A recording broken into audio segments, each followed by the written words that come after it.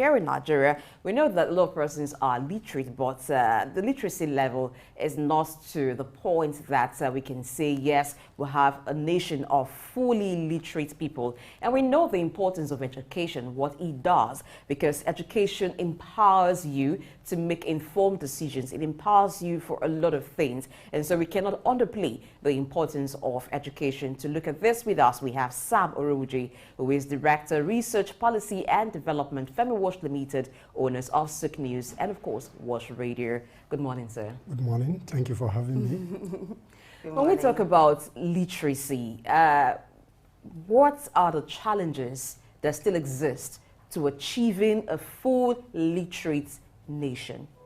All right, thank you very much indeed. Before we look at a Nigerian specific term, we need to take a global overview of Literacy Day, which came into being in 1966. So this is the 57th year of celebrating that day. What it underscores is the importance of human dignity and education, particularly in line with the Sustainable Development Goal 4, which highlights the key importance of education. So literacy essentially is about the level or the ability to read and write. And as we speak, globally, we have almost 800 million people who cannot read and write. And the statistics are very gloomy, particularly in India and the Central Republic of African Central Republic. So these key issues, or this day highlights the importance of literacy, education, and education as a human right, and to enhance the human dignity. So key that people must know how to read and write. And if we look at it locally, we have a statistic that talks about over 10.5 million children out of school. And these are in relationship to the challenge of literacy and education. You know, it's a good thing you defined what literacy is, right? So let me do a follow-up on that. The UNESCO says that at least 700, I'm reading from the report by UNESCO, 763 million young people and adults lack basic literacy skills. This was in 2020. And then UNESCO is saying, top this up with the COVID-19 crisis, and then now with the climate, issues and conflicts. It's dire, right? It is. Yeah, so how does this strike you? What are the skills that are needed to qualify a person as literate? Well, literate, just simply your ability to read and write, at least at the basic fundamental level. Ability to read and write. And that report which you just spoke to earlier was what I tried to mention earlier, that globally you have almost 800 million people who cannot read and write. And it's a major challenge. And because education empowers the ability for people to think, able to respond to issues. And if you look at it in line with the Sustainable Development Goal, number 4, the focus on education, talking about access, affordability in terms of how people can acquire education. So it's very critical today, create an awareness on the importance of education. So it's key that we must find a way to move a lot of people from this bracket. Yeah. That's very, very, very challenging. There's over 800 million. Yeah, it's big, it's big. It's a big deal. Then there's something you said, because I keep coming back to it, the definition of literacy. So you said something about thinking. So it's critical for you to be able to read and write and think as well. Yes. So because there's a possibility for you to be able to read and write and not have the ability to think. You'll be taken for a fool, right? Yeah, for a fundamental, at a basic level. Okay. Education itself is a human right. It's key that at the elementary level, that's the basic level of education, everybody should be able to have access to be able to read and write. And when you're able to read and write, that enables your thinking processes. Yes, that's correct, because education is the foundation of all learning. Now, for anybody to be able to think, what are you thinking on? There must be something that feeds your thoughts. True. So if you're unable to read and write, whatever information that will feed your thoughts, you can't even access it, you can't even assimilate it. So that sets the foundation. Once you're able to read and write, every other thing follows. Now, I can give you an example of you have someone who is skilled in doing business, maybe a petty trader, but he cannot read and write. So there are certain things that you could write, even if you make an order and you write that order. If he doesn't have somebody to read that thing for him and tell him what it is that you have written, he's lost. Even in terms of keeping records, he's unable to effectively do that because he lacks education. So we cannot underplay education. And then talking about people being able to read and write, having access, we know, of course, that there are challenges because from what you read about UNESCO report, about 8 million people globally still, 800 million people globally still are unable to have access to education. Now, I like to also begin from Nigeria, using Nigeria as a case study. One of the fundamental issues we know that takes education out of the reach of a lot of people is poverty. And this is where we need to begin to look at having access to free education. How would that be possible? Because some time ago, we talked about the cost of education when some tertiary institutions increased their fees. And some persons were of the position that education is not for everybody, or at least they meant tertiary education. Does this not make it more challenging for us to have a literate nation, Sam? Yeah, I think the critical answer to this question is the focus. When you talk about literacy, the focus is at the basic education level. And the Constitution already guarantees that from basic one to the other level, before you get to tertiary level, that kind of education should be guaranteed where people can just read and write. So the challenge in terms of whether education is expensive, then try illiteracy. But we know that it is expensive. That's because true. even when in primary schools or in some states you have free, it's more like free tuition, not free education. The parents, they need to pay for books. They need to pay for some things. And given economic condition, that is still expensive for a lot of people. How do we bridge that gap? How do we make it accessible, affordable for a lot of people? For basic education, I think it should be accessible, it should be affordable, and the government must focus on finding a way, particularly from Nigeria, that we even have about 10.5 million out-of-school children. That's what the statistics say. So we need to find a way, both state, local government, and the federal government, how to find a way to bridge the gap by providing incentives so that people can get into those basic education. That's key. So there are public schools, right? This is the purpose it's meant to serve, Yes. right? Yeah. Except that the quality, the standard might be below par. But then you talked about incentive. The administration that just left came up with the food, giving food to children in school. That kind of attracted people to schools. Yes. That's the kind of incentive we're talking about, right? Yeah, but there's something I also want to ask on a lighter note. So when we talk about learning how to read and write, must it be in English, or are we saying we could do it in our, languages, in our native languages as well? I mean, is there in what language should we be literate? Essentially, for general communication purpose, English is essential.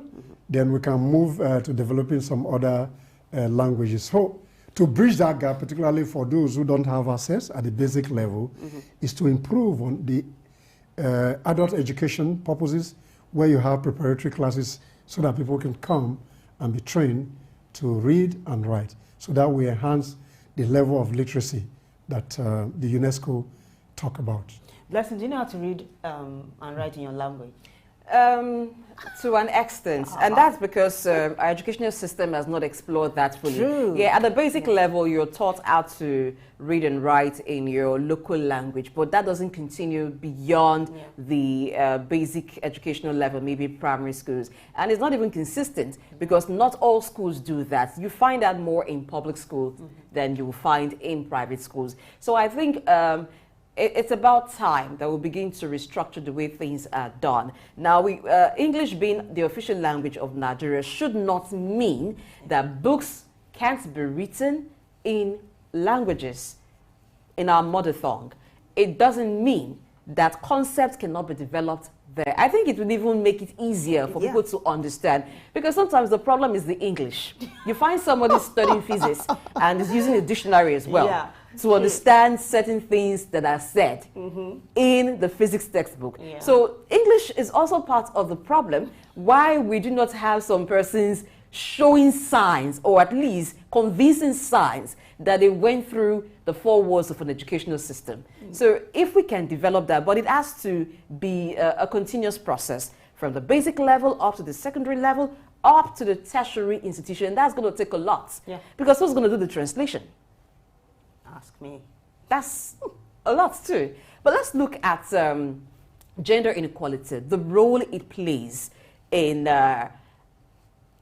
having people be illiterate. Now, there are still areas where it is believed that a girl child should not really be in school, or at least not do too much when it comes to education, because some people still believe that the place of a woman is in the kitchen. So what would be the use of the education when she has to get married after a while? And because there is also poverty, you find some parents wanting to do a kind of debate. Okay, I have a son, I have a daughter. There's not enough money to send both of them to school. Who do I send to school? I send my son to school. How do we tackle that issue, Sam? Okay, essentially that has to do with cultural issues.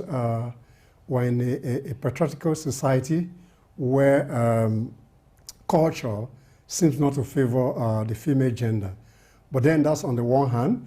But efforts are being made through advocacy. There are a lot of women advocacy centers that have been pushing those agenda, how the girl child must be supported in such a way that they can get basic education even up to the tertiary level. So the conversation should be creating awareness on the importance of education, and that the girl child should not be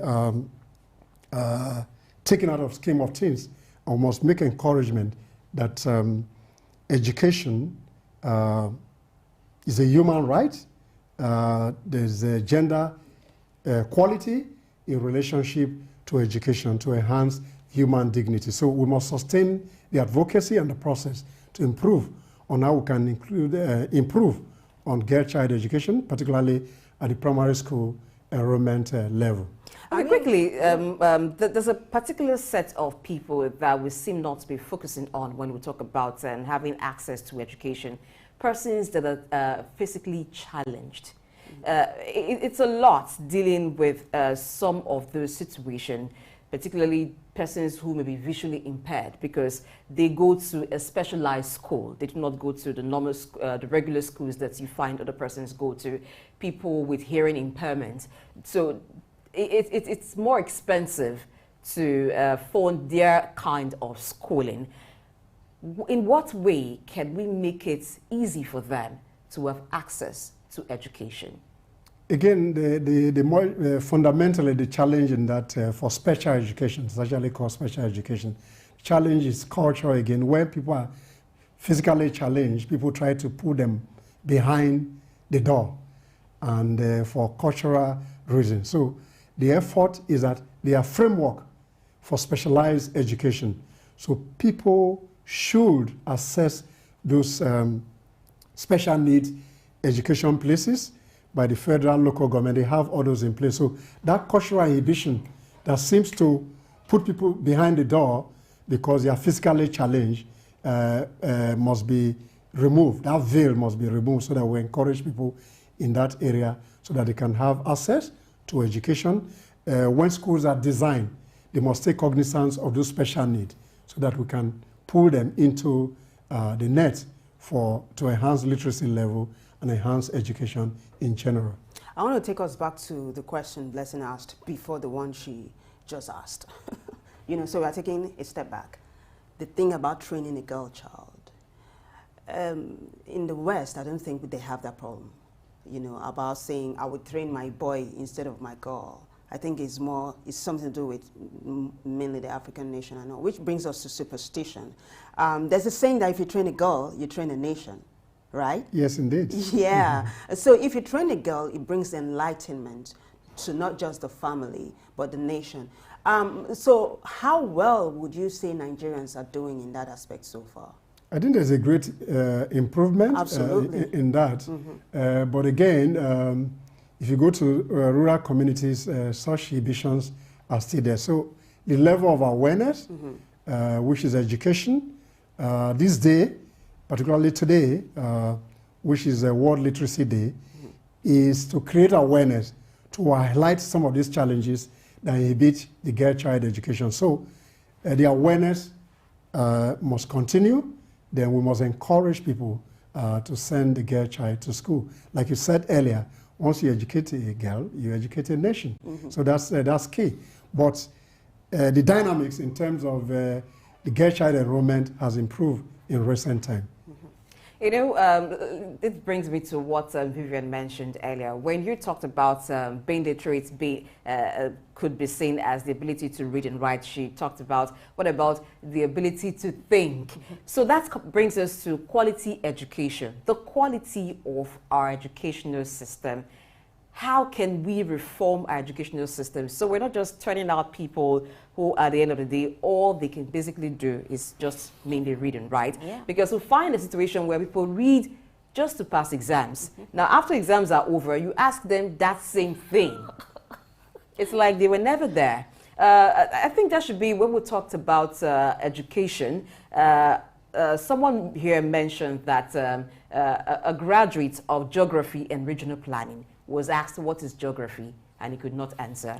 And he came out with a second-class lower division, but he could not answer what geography is. How do we reform our educational system to the point where it is not for people to parade certificates, but they actually know what it means to have that certificate? They can contribute to national development because for real, they are educated. They're not just able to read and write.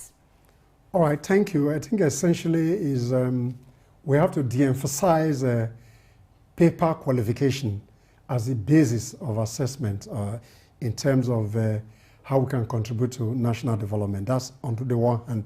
But what is important is that in spite of these challenges, you have very smart and bright people there. But then, when you look at education from a holistic point of view, you have different units.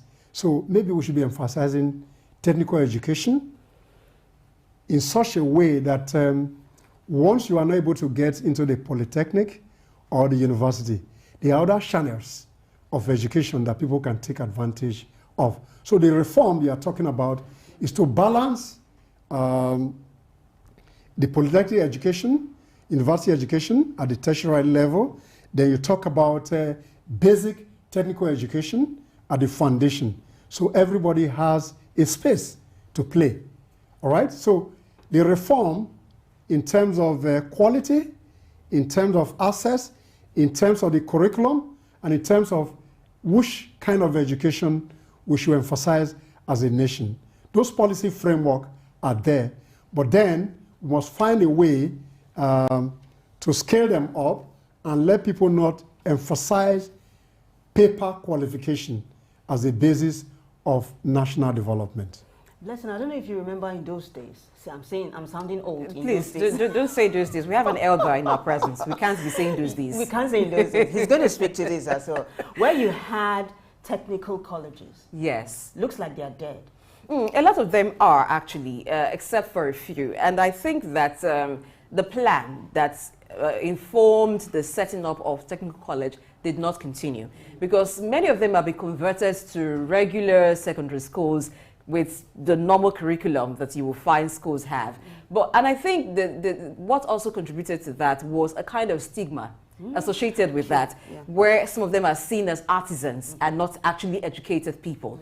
But if we structure it to an extent that it's a structured vocational center, it sounds and the certificate that they are given is not in any way placed less than those of people who didn't go to vocational schools, that would help.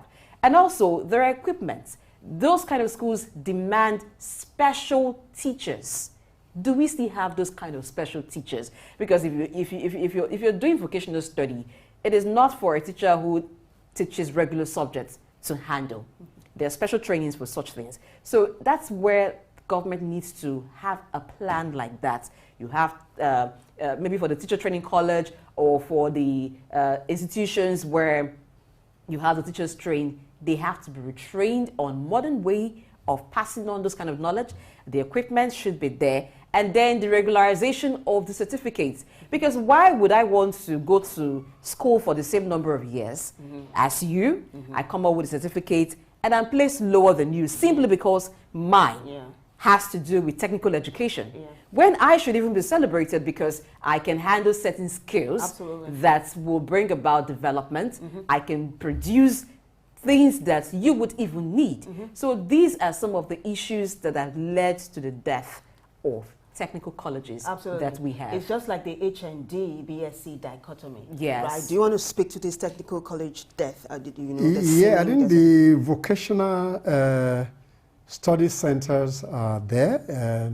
There was a dearth in that regard for some time, but there's an improvement in those centers. But what is key, like I mentioned earlier, is that we must de-emphasize paper qualification. What can you bring to the table in terms of the vocation and the skill set that you have to deliver value to society? So it's important that you must have set of graduates, whether they are HND holder, whether they are degree holder. They must have other set of people who have technical competencies from Vocational Studies Center that we help to drive technology, as it were. So there must be a balance between a polytechnic certificate holder, degree holder, and those who are from Vocational Studies Center who have technical skills that drive industry, and technology is able to play in a way that we can benefit from that sector. So we must strike a balance in terms of the way our curriculum and education is structured. Here, on a day like this, the advocacy for increased literacy level cannot just be swept under the carpet, because there are more advocacy. There are programs going on in different parts of countries, in different cities, where NGOs and other groups talk about the need for people to be literate. But I think that one thing this day should even help us to do is to look at the possibility of having lifelong learning. There are people who are at the early stage of their life could not have access to education. Adult learning centers. How can we have more of that? Now, these are mostly handled by private sector, where you just have maybe one individual set up a school for adult learning. But incorporating that into our educational system, where it is easy for people to even have access to education at a later stage in life. You have a lot of adult education center, and there's a policy framework at the federal, state, and local government that support that initiative. So that awareness is what we're trying to create, and more people should have access through those processes. In addition to that, beyond the adult education perspective, you have what you call self-directed learning. You must not always learn from a classroom environment. There are people who can self-educate themselves by self-development, by reading books on their own. There are a lot of people that develop themselves in those processes. So the awareness and the campaign must support people that it's not when you go through the four walls of a polytechnic or a university or a technical college that you can get education. You can self-direct your own learning once those opportunities there, even if you didn't have those opportunities at the basic education level. So the emphasis and the campaign is to support adult education and self-directed learning. You know, this brings me to homeschooling. It brings me to homeschooling. I mean, it's in the West, it's very, you know, it's common. But back here in Nigeria, do we have homeschooling where parents decide not to send their children to school or decide to teach them themselves? There may be pockets of those practice, but not an elaborate concept that we practice. But that's why Earlier, I mentioned self-directed learning, where you don't have opportunity for a formal education. You can make an arrangement for a coach or a teacher to put you that processes.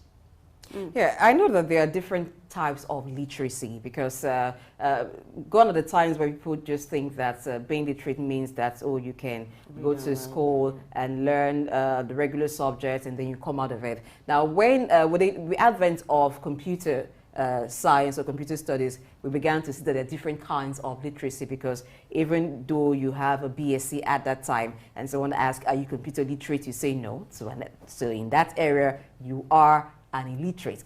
Now, this brings me to our curriculum. How should our curriculum be?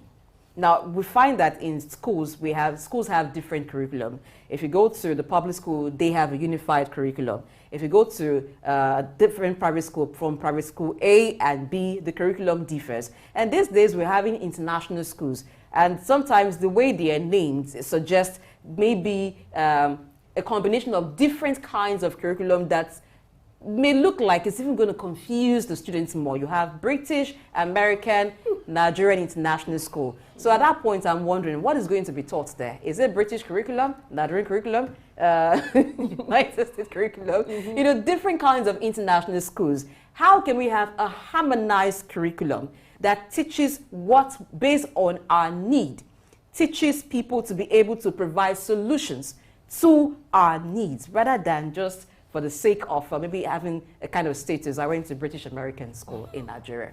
Yeah. All right, thank you, Blessing. All right, I think the key issue here is that when you talk about curriculum, there's a universal basic curriculum that we subscribe to as a country. Though you have pockets of schools, British Indian school, Nigerian British Oh, I didn't school. even know there's British Indian. Yes, wow. there is. Okay, but maybe what British those Chinese, schools, yeah, maybe there are some nationals who are not Nigerians, who are domiciled in our country, and some prepare their children and ward to go back to their country so that they can use their country curriculum. Though you have the pockets of Nigerians who are in those schools. Did you say pockets? We find lots of them. No, and the point it I'm seems trying like to it's make is that thing.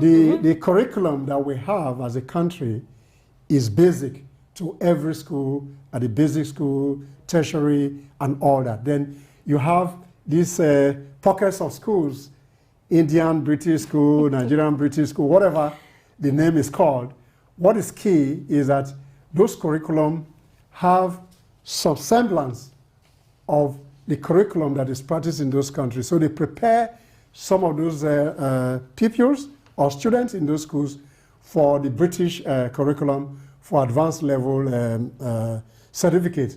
But then that certificate and the preparations are made in Nigeria. So that does not take essentially from the curriculum. But if you want to speak specifically to the issue of harmonization and how we can benefit from the curriculum in terms of technical education, adult education, so that we have specific people that address specific sector of the Nigerian economy, then that's a subject for another day.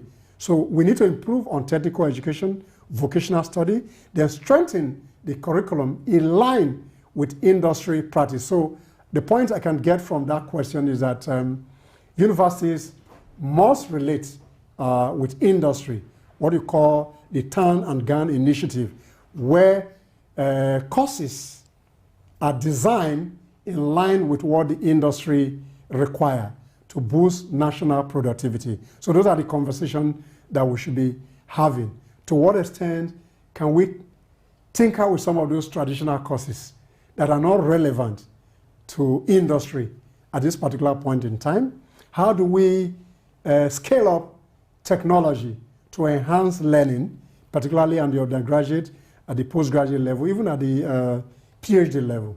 So those are the conversations that we must sustain.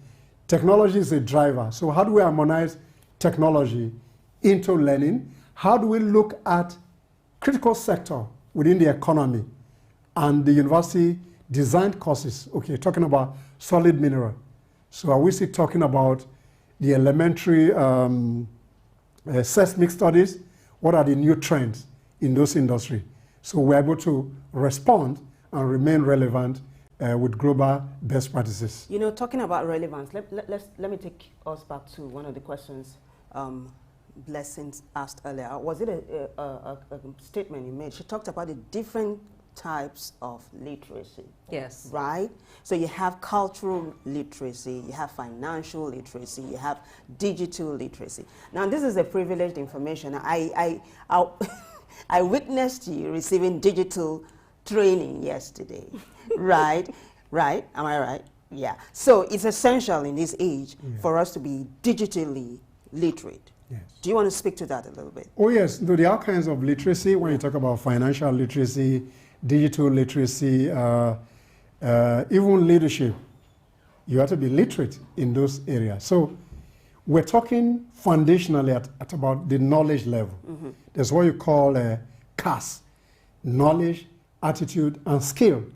So these three elements must always work in harmony. So we're just talking basic education, the foundation of learning, where you deal with logic, puzzles, thinking, creative thinking, critical thinking, and all those.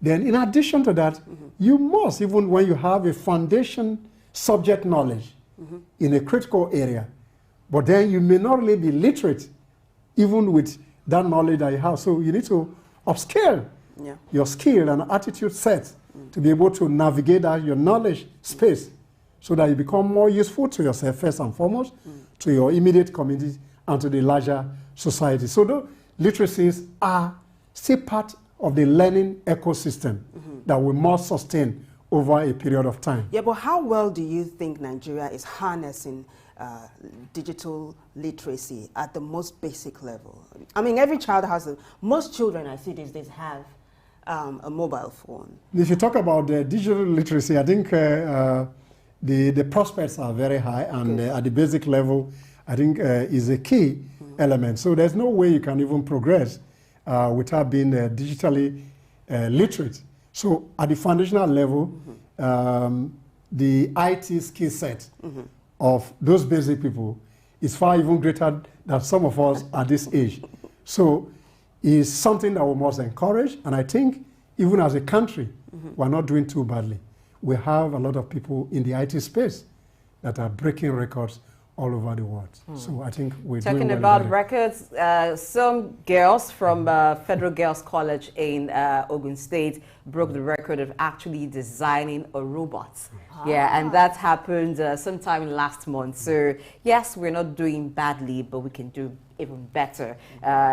Make it easy for those in public primary schools, public secondary schools to have access to digital education, not just those in private school. And if you've been able to acquire the basic education, or been able to acquire education, which is the foundational stage of learning, I think you will do yourself a lot of good by proceeding to have other kinds of literacy. It could be digital literacy, it could be financial literacy. Now here, we emphasize that because it is key to what will help you make informed decisions for your business. And then leadership too, that is very key to having development, widespread development in Nigeria and in Africa. Thank you very much, Sam Weruju, for being with us on the topic today, International Literacy Day. My pleasure for having me. Thank you.